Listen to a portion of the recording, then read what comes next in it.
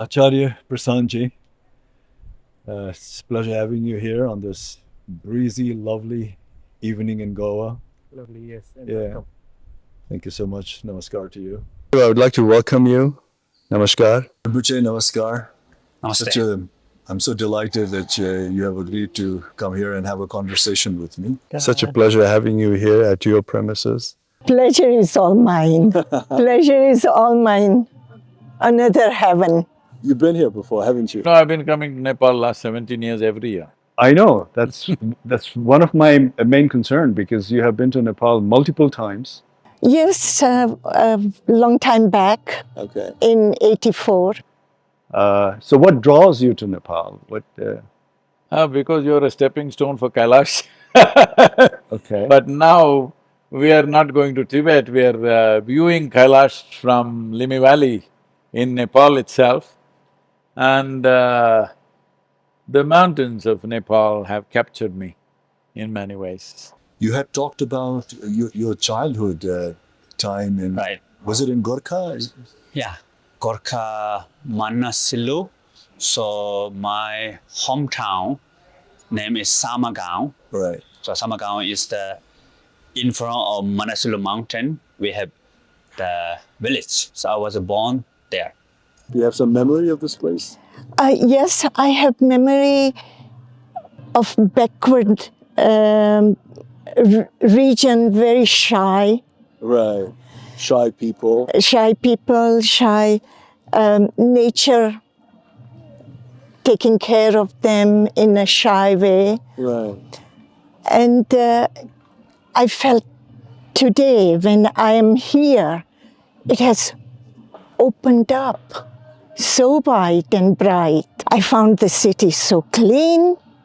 I found people so warm and so welcoming. Shy. No, not shy, not shy. It's a beautiful place here. You know, I was here about hour and a half, 2 hours ago, and I was sitting there and just soaking into the nature and enjoying the serene atmosphere here. It's so beautiful and really a calming and soothing effect. And then meeting you personally like this is all, has totally taken it to a different level altogether. So thank you for sitting down with us. This is not a hardcore interview. This is just going to be a conversation, I was very much interested to meet you, to know about you, just to know your opinion about various things. And a lot of people ask you all over the world. I've heard questions about how to get inner peace. What is the humanity searching for, and irrespective of their background, irrespective of their economical status or power status. Everybody seems like searching for inner peace. Is that possible, or is that not possible? It's quite natural. It's quite natural for one to seek peace. Right. Like it's quite natural for one to want freedom. Because bondage is very inconvenient. It's not. That's why it's called bondage. You cannot be in bondage. Similarly, you cannot be in misery. The nature of life is to seek happiness. Right. What do you mean? But whether it is possible to get to that, yes, with right circumstances, right environment, right attitude, and doing the right things, you can definitely. Yeah. What do you mean by bondage? Bondage of various aspects of living? Anything that restricts you is a bondage, right? But if someone tells you cannot go here, there, or something, Right. you feel very restricted. And that restriction is something which limits your possibilities. But is that possible to do on a day-to-day living without any restrictions, without any confinement? No, we need certain discipline. I don't mean to say we cannot have any discipline. Discipline Right. is something that you impose on yourself. And you take on, you willingly take, that you don't call it a bondage. But when your abilities are restricted. Then you feel stifled. Correct? Abilities meaning? You see, freedom is something that that's an innate desire of every living being. You tie a dog to a pole, it doesn't want to be there forever. It just wants to come out and walk around. True. Correct? Like that. Even If some- animals don't like. If someone does it out of their own will, it's okay. Like if someone does it out of their own will to be in a room, in a locked room, That is the discipline. voluntarily, That then is- it's okay. But the moment they come to know that somebody else has locked them in, Yeah, that's a big difference. they want to get out of it. Yeah. But life seems so difficult to be out of bondage and, with all kind of various challenges that life throws upon you. So isn't it, instead of just looking for peace and inner spirituality, just to make yourself more resilient in order to face all the kind of challenges that life throws at you, Absolutely. Because you never know while you're living, what kind of, how people are going to treat you, how you are going to be dealt with, what kind of circumstances you will be put in, whether it be within, in a social condition, whether it be in a professional condition, you have absolutely no control over that. Yeah. So instead of just looking for spirituality and inner peace, do you think we as a human being maybe should try to be more resilient and You see, resilience doesn't come out of stress. right? It comes out of a very enthusiastic, calm mind. A very confident mind can become resilient. And spirituality, practices of meditation, they contribute to that. They contribute in having a stress-free life. And it helps you to tap the resources which you have not been using so far. So that is the very basis of spirituality, is so that you can be free from stress, you can think clearly, and you can, access to your own intuitive ability. But is that feasible? Like when you're living a day-to-day life, Having a lot of things to a do. lot of things can happen to you which can affect your mind. Human beings' life is so uncertain. They're uncertain about their future. They're uncertain about their health. They're uncertain about the health of their loved ones. They are uncertain about their profession, how they're going to feed themselves, how they're going to feed their family. So with all these things which is beyond human beings' control, doesn't that all affect a person? And it's very, very difficult, no matter how hard a person tries, to be calm and relax Absolutely. in order to balance your life. Yeah. If you have to go to market, you need to go to bank, Right. right? So if someone has no business in the market, then what is the use of the bank for them? Yeah, So- but it's not only that, it's the political situation, it's the economical situation of the The country. more or the challenges other. you face, the more resilient you need to be. And for that, meditation, I feel, is the only way. I mean, people say, okay, I meditate every day in the morning for half an hour, 1 hour. Yes. And the way they meditate is they go sit across and close their eyes and try to focus in one thing and not to Right. think about anything else. Yes. And to know by which thoughts to be directed and which thoughts to be See, you are deleted. believing in philosophies which have never worked for anybody. It's not worked for anybody, channelizing thoughts. You do one thing, don't think of monkeys for the next 10 seconds. Don't think about dal bhat. You've instilled that thought into my head. Only monkeys will happen. Nepal, dal bhat is my favorite food. No dal bhat. What happened? We think about dal bhat more. Correct. Various dal bhat, different kind of dal bhat pop up. So the more you said, don't think, the monkey mind does the opposite. And then you think more. So thoughts, emotion, and perception is probably more or less the same with all human beings, Yes. right? Yeah. Yeah. It's not exceptional with you or Yes. or me or someone else. Yes. It's the same similar kind of thing. Yes. But what we do with our thoughts, Yes. emotions, and perception Yes. is what makes us different. Yeah. No? Yes. Yes. Because Exactly. as a human being, we can have similar thoughts, Yes. similar emotions. Yes. You can have similar thoughts to my thoughts. Yes. You can have similar emotion. You can have emotion of anger. You can have emotion of love. Or, but you can also have emotion of lust. But how you handle that emotion Yes. makes one person different from the other. Yes. Is that it? That's true. Exactly what you said. So everybody has thought, emotion, feeling, or maybe strong emotion, worry, panic, anxiety, loneliness, grief, Right. hatred, anger, jealousy, desire. So many of those is normal. But how to, what we call the relationship between you and your monkey mind is key thing. Monkey mind talk, bala, bala, bala, yada, yada, yada, restless. It is not good, not bad. But if you lost with the monkey mind is quite crazy, Right. then we become like crazy. Or if you fight with the monkey mind, what happened?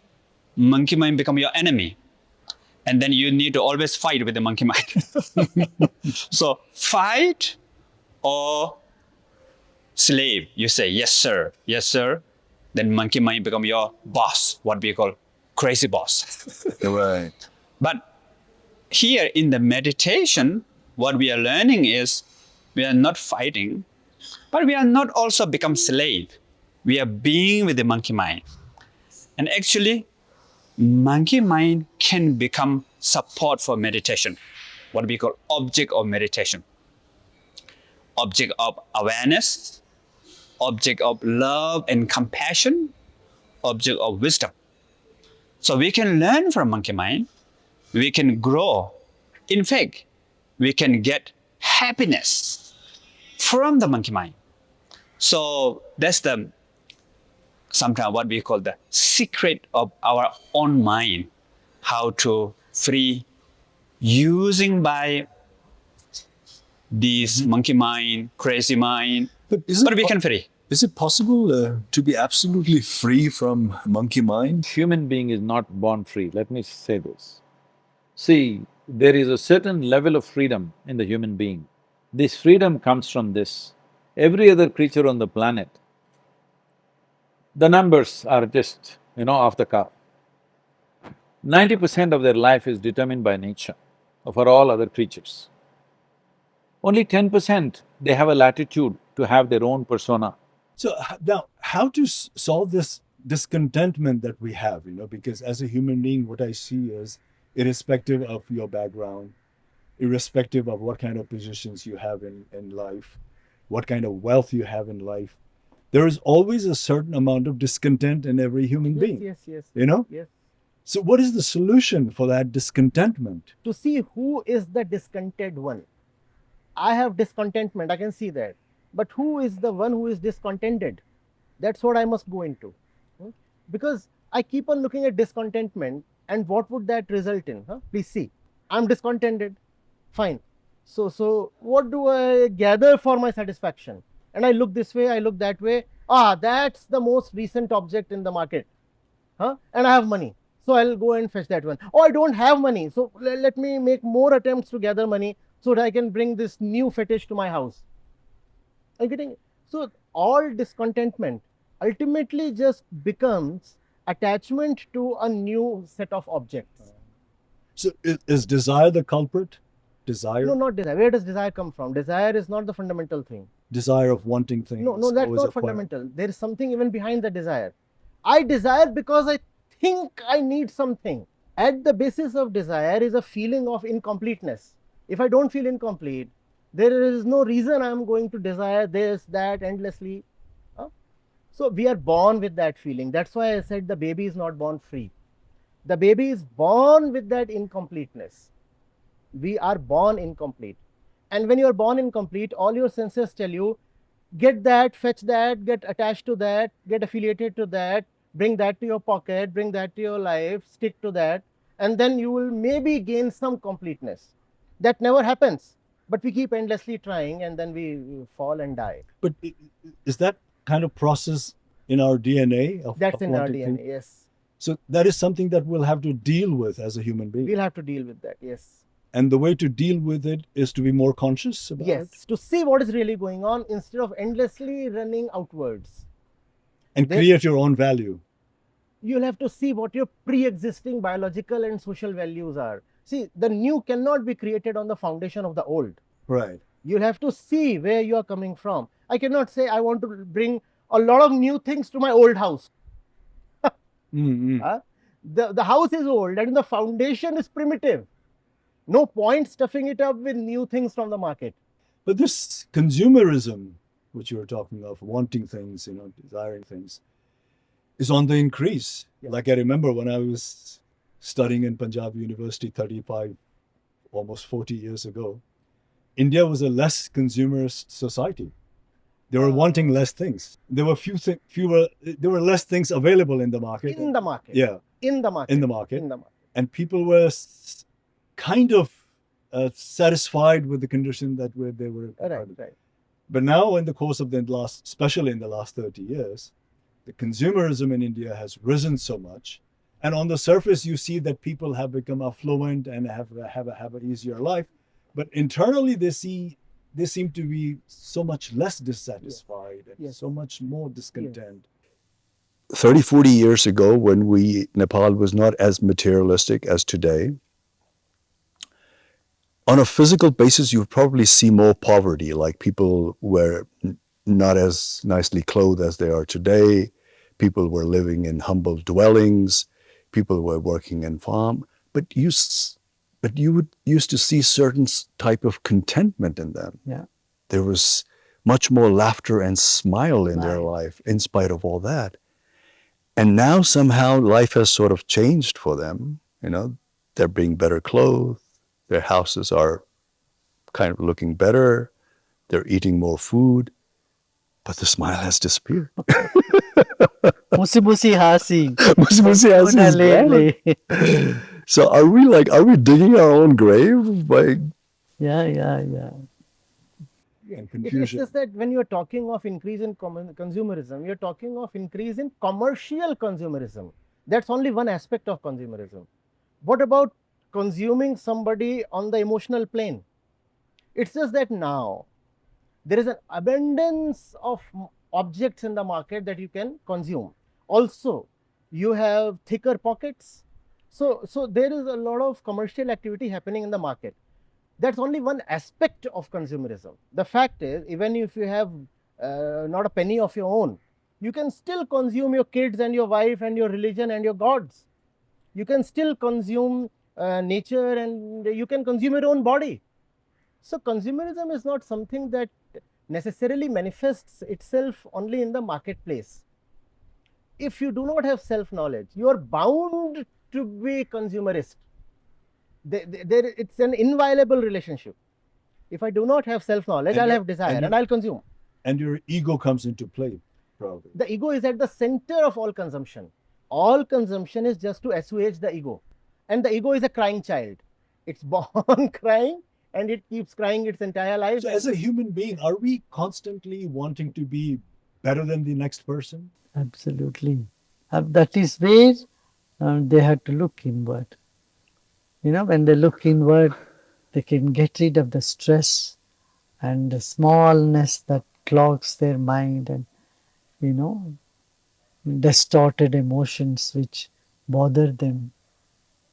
Breathing exercise, pranayama, helps tremendously. So you can't directly deal with your emotions, right? If you are upset, if you are depressed, you don't know what to do with it. You want to get out of it, you are not enjoying it. But directly you can't do it. With the help of your breath, you are able to snap out of it. That is where the breathing exercises, it's become so popular around the world today, and people are getting benefit out of it. Right. I'm saying you're restricting and destroying the genius of a human being simply by identifying one with a certain act. If you do not define, because human is a possibility, the moment you give a definition to that, you have destroyed that possibility. This is what yoga means. Would you say the entire human is a possibility, or certain humans have certain No, no. possibilities? Every human is a Different possibility. human being has different possibilities. Every human is a possibility. Like one can be an Einstein and another one can be a cycle mechanic. See, And their possibilities probably would be different. if you're riding a bicycle, a cycle mechanic is more meaningful than an Einstein. What is Einstein good for you? No, what I'm saying is they have their own contribution to the Yes, society. that's true. See, I'm not questioning that, but I'm saying the important thing is there are two aspects of life: pleasantness of your experience and profoundness of your experience and impactfulness of what you do in the world. These are the three things. There's nothing else to your life. How pleasant you are, how profound is your experience, how impactful is your life in the world. But does not that differ from person to person? I'll come to that. Culture to culture? I'll come to that. When it comes to impactfulness in the world, it depends on the times in which we are born, where we are born, how we are. I see, I'm in the Nepali mountains, the young boys there who've not seen school in their life, fantastic guys. Somewhere else they could be great athletes because they're running up and down the mountain like crazy, okay? Exactly. But it never occurred to them they should go and run on a track or jump on a long jump or high jump stuff. It never occurred to them. Does it make them anything less? No. What defines their life is pleasantness and profoundness of their experience. So, do you see that you could be living in a remote mountain village, not having met anybody from outside, and still your life can be pleasant and profound? Maybe not impactful in the world, but that But don't you think so? I impactfulness… mean, human beings also like to organize things so that people can display their skills. Like a sportive event, for example. A person who's running in the field in the forest of Kenya have known to have won a marathon race. Yes. Because the human intellect have organized things in order for human beings to display their skills in different forms, whether it be sports, whether it be music, I know that, but what… whether it be science. So people could be born with that skill and intellect, and then the larger group of people will organize things for people to come and display that. What you're saying and to learn from one another. If I was born here 10,000 years ago and I did not know what is Olympics, I had no capability to run and jump and leap. No, but we are all product of our time. That's what I'm saying. Yes.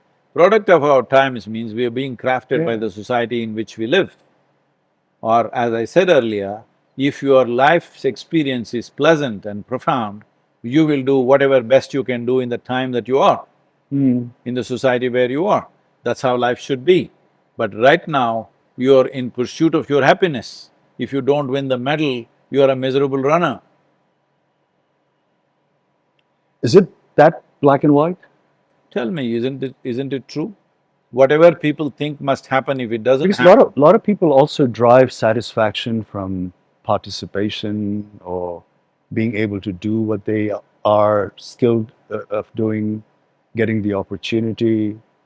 A lot of people derive satisfaction from those kind of things as well. See, that is getting philosophical after you have lost.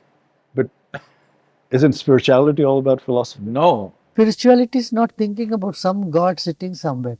It is inquiring about your own life. Self-inquiry. What is Atman? What is Self?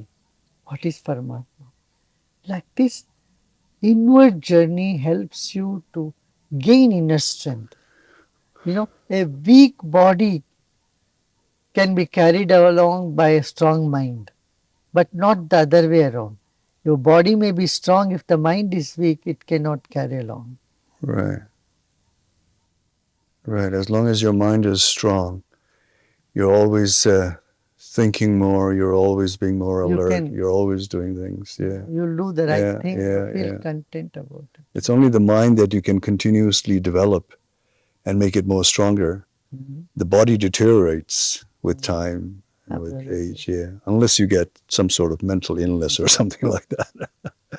So is it like you're saying about Europe, so many people are getting depressed and all that. Is it something to do with internet and social media that we are unnaturally being exposed to so many other people and unnaturally being bombarded with so many information? Yeah, many reasons. There could be many attributes to that.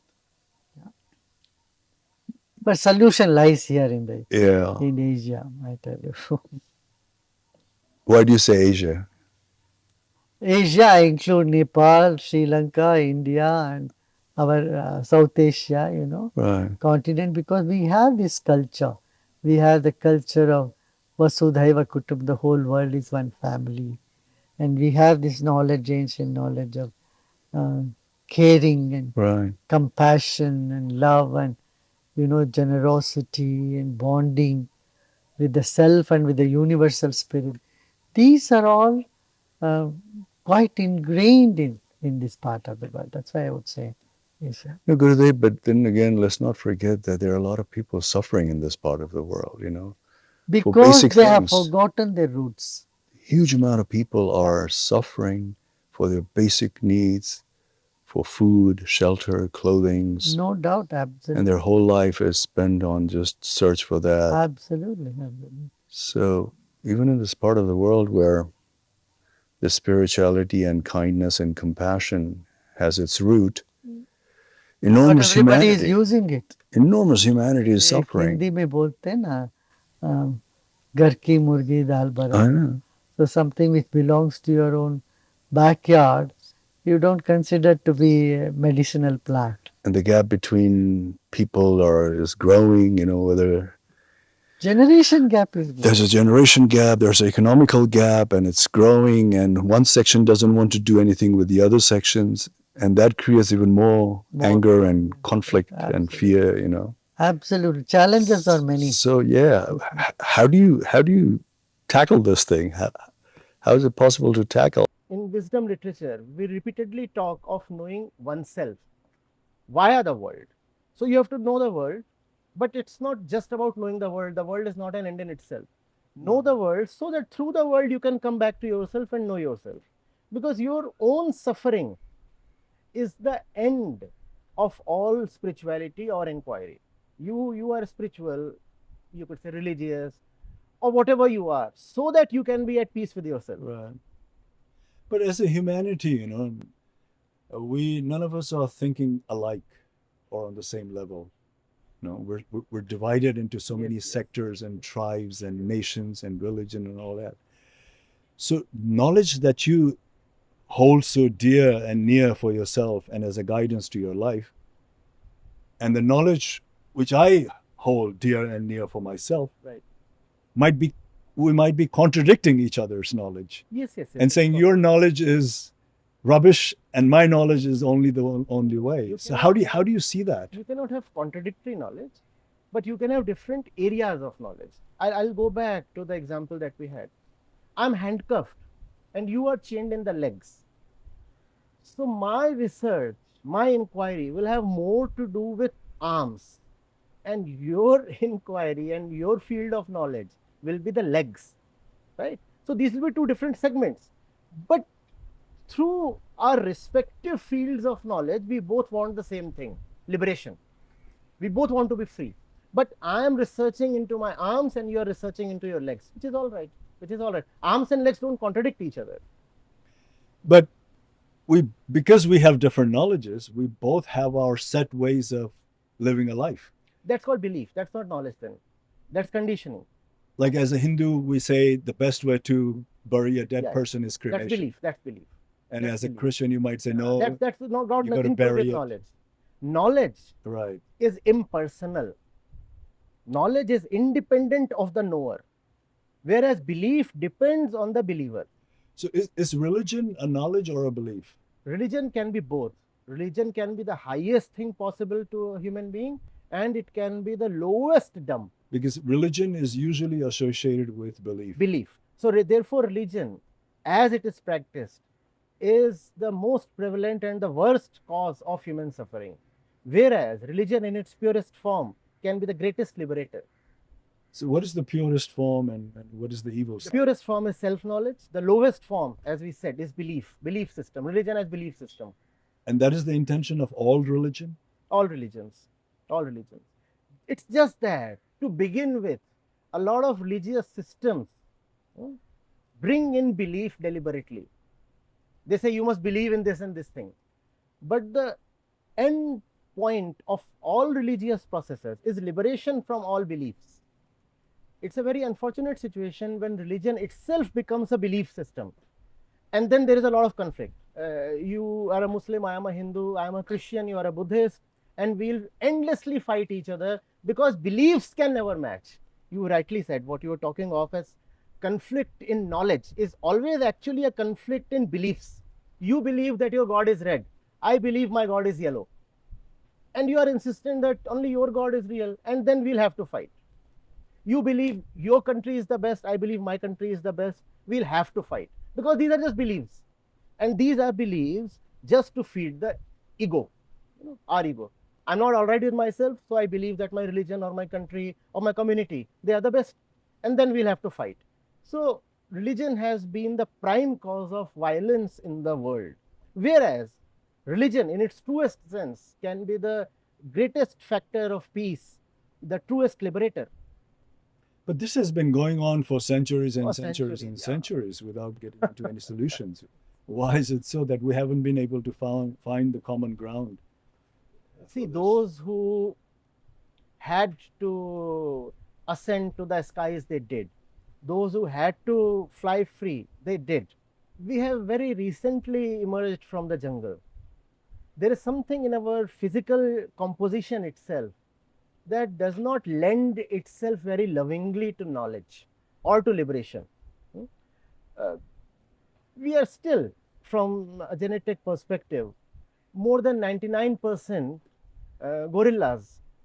If you look at the DNA of a human being and that of a chimp or a gorilla, there is more than 99% commonality. So only a few of us have so far been displaying the kind of love and sincerity that is needed to lead a free life. Others have all remained animals in human garb. So while we speak languages, while we work on laptops, internally we still belong to the jungle. That's why we have been fighting and doing all kinds of nonsense. So instinctively, are we, as a human being, are we more aggressive or more loving? What is our natural instinct? We are afraid. The natural instinct is fear. So we're on defensive mode all the time? Yes, and that defensiveness makes us aggressive. When you are afraid, you will be very violent. So we feel insecure. We feel insecure. Yes, true. And we want to protect ourselves. We want to protect ourselves by attacking the other, if need be. Sometimes needlessly. So are we ever going to be refined? Depends on the choices we make, depends on the intensity of our love. If we can continue this discussion endlessly, maybe this discussion would itself become the liberation of mankind, who knows? So when that is the choice, what is the problem? Why is it not happening? Obviously, you have not understood the mechanics of your own mind and body, isn't it? This is why inner engineering, to engineer yourself in such a way that you are the way you want yourself to be. You don't have to be the way I want you to be. You must be the way you want to be. As you already said, you would like to be blissed out. Why is such a thing not happening? But I might be blissful for a totally different reason than There are no reasons. than your reason. No, there are no reasons. This is what I'm… No, you For example, if I enjoy alcohol, I might be blissed by just consuming a lot of then alcohol. next day you'll get a hangover. But that's wrong. Exactly. That is exactly what I'm telling you. You're misunderstanding what is internal and what is external, what is psychological and what is existential. If I teach you a simple way with which your very chemistry is blissed out simply for no reason, would you stay blissed out? Then you must come. We will teach you a simple process with which your very chemistry is bliss always. Now, if you're blissed out, are you always concerned what happens outside? No, what is needed you will do. Some things happen, some things don't happen, what is the big deal about that? Because anyway you're blissed out. If you're miserable And every action should be successful, otherwise you're But going to be further miserable. is it possible to carry on living in today's world with that kind of condition? Where do you think I'm living in? 10,000 years ago? No, but you lead a special life, Guruji, whether you accept it or not. See, today it may look, because of all the things around and people around, it may look special.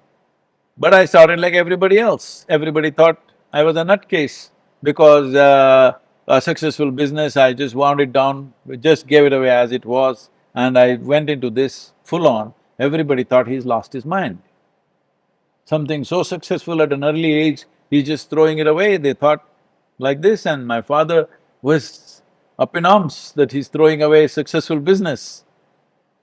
Well, people's idea of anything is, 10 people should recognize them. But don't you think, Guruji, Suppose I sat under a tree and still in the same condition, maybe many people would appreciate it, but for me it would be the same, because I'm anyway sitting under a tree, nobody knows me in the world, I'm blissed out. Now people know me, if it is helping them to be blissed out, it's fine, otherwise that's their choice, but I'm anyway blissed out. Because I'm blissed out, my actions are not determined by anything that people say or do, recognition, no, it doesn't matter because anyway I'm blissed out, I got nothing to lose. What I can do, I will do. The day I decide to stop, I'll stop. but don't you think, I mean, whatever you have become because you have or you had a mind that was a little different and extraordinary from the rest of us? So don't you give due respect See, to that is a very fatalistic way of looking. your mind? Well, one thing I saw in Nepal and I want to change this in Nepal is, for everybody wants to know their future. What is my kundali saying? What is my star saying? What are the planets saying? But are we not all afraid of our future? See, this is what it means to be human. If you want to be afraid of your future, you shouldn't have come as a human being. To be human means you can craft. No, but accepting is one thing and reality is a different thing. And reality affects your mind and your emotion, but acceptance See, the is a reality different thing. is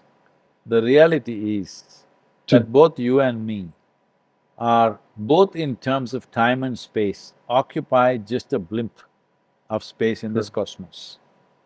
So, what is all this concern? For all you know, tomorrow morning you or me will be dead and it's gone, it's over, all right?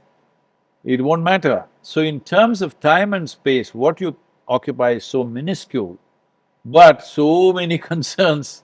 This is simply because we don't know the context of our life, how brief and how insignificant it is. Because we are looking at it, everything in a social context, we are lost in these things. Existentially, what are we in this universe? Not even an ant, isn't it? True, but we do have our own place, I suppose. You can take any place you want within yourself. Yeah. No, it's true that we come here with a fixed tenure, but isn't life all about making the best out of it while we're here? Of course. What is best? Accept up and down and let go. But letting go doesn't mean give up. No. Don't give up. No. Use your knowledge, skills, capacity. Try your best. But your mind, don't too tight on the result. It's up and down. Obviously, very good, wonderful. But sometime down, we can learn more, grow more, lot of things. So what I call, even we want to drink the water, we have to find balance. So there's three ways drink water. First is like this. I need to drink this water. And you tidy your hand and then water must. And we really tight. So that's the first style. And the second style, we give up. I need to drink this water. Water, what is that? Maybe my smartphone. I will drink water later. And next day, I want to drink water. I'm tired, I will sleep first. So that's the second style. And third style, relax hand. Just relax, just like natural. grab the cup and drink. So the first one, too tight. If you're too tight, even bringing here to here, lot of tension, lot of problem, extra problems. But if you're too loose, if you don't make effort, you cannot drink water. So what we do, we relax, but the letting go, relax, it doesn't mean give up. You just follow flow of nature. And then you get more energy, more power, capacity, potential. And you can drink water nicely.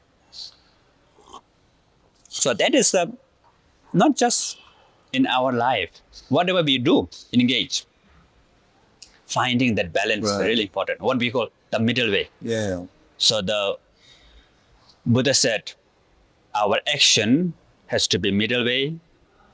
Our view, belief, also need to find the middle way. And our emotion, our practice, our meditation need to find the middle way. Yeah. But what is the common thing then? Love, Just love. just love. And love overlooks all Over everything. misunderstanding, That misconceptions, is life. You can, lies. it's like you write it off as life. So in spite of being his follower, you could have a completely different way to look at life, and he has a completely different way. Why not? And he encourages that also. But how does his philosophy help you or help his followers? It helps me. You see me how I am. I have easier work because I take what I need to do. I'm a practical person. And his high philosophy doesn't work in my practical lifestyle, then I would make a choice otherwise. The overload of information that we're bombarded with. Is that natural for us as a human being to It's a choice. have so much of exposure, It's a choice. and so much of information? It's a choice. In fact, I'm grateful we have all these sources of information available, because I've been taking in a lot from them. It's a choice. What do you want to take from Instagram, from Facebook? There's Wikipedia, and I'm So there's always the two sides for the the technology. two sides, and ultimately you are the chooser. You see what you want to pick from there. This is technology. This Right. mic is technology. These instruments are technology. If this conversation would go to an internet platform, that's technology. So why should I not be happy with technology? If I have to be unhappy, I'll be unhappy with the user of the technology Right. Or the user's choice. or the user's choice. Yes. Right. Oh, it's so wonderful to talking to you like this. We would like to invite you to Nepal someday, and then maybe I have all the mind to come. right. And let me, before we go, how much does religion and the religious narration that people carry helps us in life, or guides us in life? Are they useful, or For are they? 999 people out of 1,000, religion is just not only wasteful but a harmful burden. They would do much better jettisoning all the religious load they are carrying. But that's not what religion was originally meant to be. Religion was meant to be the force that transforms the beast into the human being. Religion was supposed to be the most beautiful thing in our lives. It still can be. But religion as belief system, religion as rituals, religion as practices, worst of all, religion as superstition, has played havoc with the human's consciousness. So religion is in great need of cleaning up. But how do you see morality and religion? Are you moral because you're religious, or can you be a moral person without religion? Most morality comes from religion. Most of the morality that we witness in our daily lives is religious morality. What about your own cognitive power? And You see, what you call as irreligious morality again is coming from social norms and thought that is conditioned or biological. So, in spirituality, there is really no need for morality, whether religious or irreligious. If you are a really wise person, a really spiritual person, you need neither religious morality nor irreligious morality, neither theistic morality nor atheistic morality. Morality is something that we don't really need if we wake up. Then you have an internal compass. Then you know where you are coming from, therefore you know where to go. You don't need morals. But how do you see all this religious narrations, the books, the grunts? Most of that is junk. Most of that is junk. If you bring 100 books to me citing them as religious, maybe one or two of them would be of the cadre that qualifies as truly religious. Otherwise, we have just taken fairy tale books and books of beliefs and rituals and superstitions, and we have called those books as religious. There is nothing in those books. Like as a Hindu, let me mention like Ramayana or Gita or Ramayana and Gita do not belong to the same genre. The Gita is hardcore philosophy. If you talk of the books of Hindus, it's Vedanta that qualifies as the core of all spiritual literature. Gita is a part of the Prasthantrayi of Vedanta. And Ramayana is just a... Ramayana is a book that comes under the Smriti class of literature. It's a story. It's a story told once by sage Valmiki, then once by Saint Tulsidas in Ramcharitmanas, and both these versions differ greatly because they are coming from their respective poets, their respective creators, and they are Ramayans of 40, 50 other shades and other turns and other types in the Indian subcontinent and also outside the Indian subcontinent. So, if you talk of Sri Ram, then he is best understood by going to the Yoga Vashisht or the Yoga Vashisht Saram, or by going to the saints who talked of Ram as the truth itself, Brahma. That's where you find the essence of Ram, just as the essence of Sri Krishna is the Bhagavad Gita. Similarly, the essence of Ram is to be found in those who talked of him not just as a human being whose story can be relished, but actually as the truth itself. It's the truth itself. As the truth itself. Or is it a guidelines for living? No guidelines, no guidelines. In the realm of the truth, you don't need guidelines. Because, what I see around the world, human beings are so divided under different narrations. Because the way people are conducting themselves, whether they say it's my tradition, my culture, or my nation, they're all saying this because they're under a certain narration, all of us. Yeah. Narratives, which is stories. Different Simply narratives, put, yes. Stories. Yes. Stories. Yeah. Kids' stories. Right. So why can't we have a common narration for the common narration beings? is me, the person, the self. I am the one whose story has to be rectified, whose story has to be elevated. I don't have to really be bothered with other stories. Here I am. What about my own story? It's my own story that is at the core of true religiosity. True religion is about setting this story right. But isn't that self-centered? You have to take care of yourself first, because you are the one to whom everything is. If I am not all right, then how can even the world be all right? You take care of yourself, I take care of myself, and the world is made a better place. Okay. At what point in life do we start taking care of other people? If you're taking care of yourself, you are automatically taking care of other people. Because we're one in the society as well. Yes, obviously. How will you relate to the other if you do not know who you are? If I do not know who I am, then I can only exploit the other. If I've taken care of myself, that is love. Love towards myself and love towards the other. But love is important, you said. Oh, love is at the core, very core. Why will I take care of myself if I don't love myself? And is marriage and love synonymous? Not at all. It's funny we are coming to marriage at the fag end of this conversation. No, I was curious because I had my own interpretation of marriage till a certain extent, You and see, I see you as an unmarried person. yes.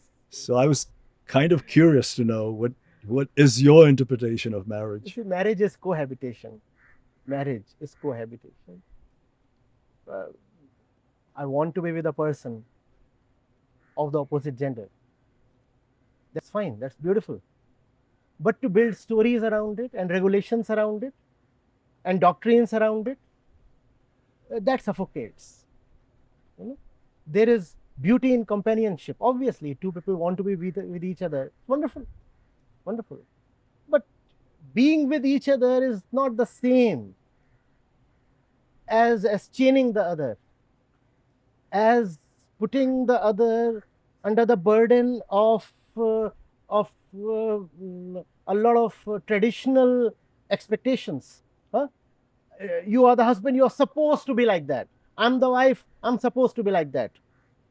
No, all that is that just kills love. Expectations kill love. So what is the culmination of love between man and a woman? Love is the culmination. It's enough just to be in love. Obviously, what after love? What beyond love? But people also get out of love. So it's fine. It's fine. What's wrong with that? So as a human being, we're not meant to love the same person throughout As our a human life. being, you are meant to be liberated. Other human beings can come, can go. There must be beauty as long as they are with you. But there should not be a drag. There should not be a compulsion. So to fall in love and to be out of love is a natural process. You see, this falling in and falling out of love that we are talking of is actually quite biological. Prakriti, Mother Nature, that wants this body to disseminate and proliferate its DNA as much as possible. That's the reason why the man and the woman would keep getting attracted to this and then to that. But is that love or is that That's sex? not love. Is That's that not sex? love. That's not love. Proliferation of DNA, that's a biological activity. That's not love. That is more natural than love. That is more natural in the sense of biological. That's more biological. That's more prakritic than love. True love is a spiritual thing, not a biological thing.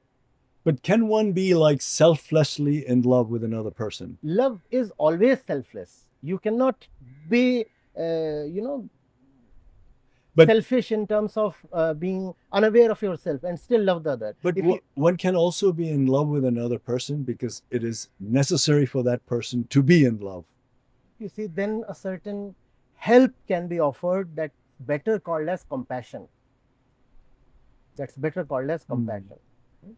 Love is the upward rise.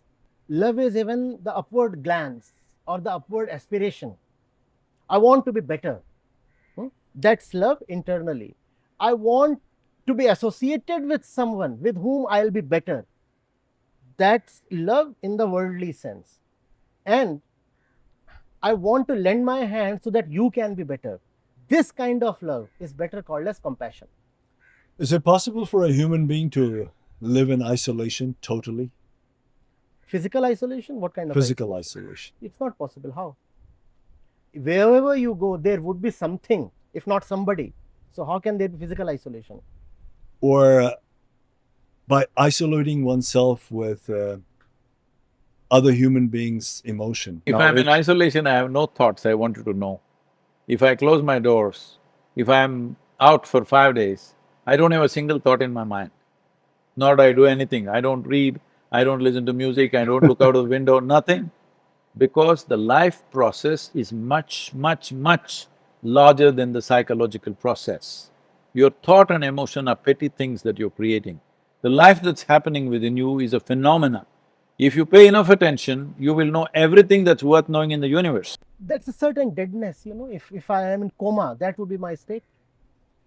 But he could be reaching for a higher purpose beyond that. Higher purpose is not about killing all the lower things. Higher purpose is about knowing the lower things so that even these so-called lower things can be sublimated. It's not that the liberated one won't have emotions or relationships. It's just that his emotions and relationships would be of a higher dimension. That's a wonderful thing. I must try to do that. That's wonderful. Lovely. Thank you so much. Sadhguru, it was absolutely a pleasure talking to you. Thank you.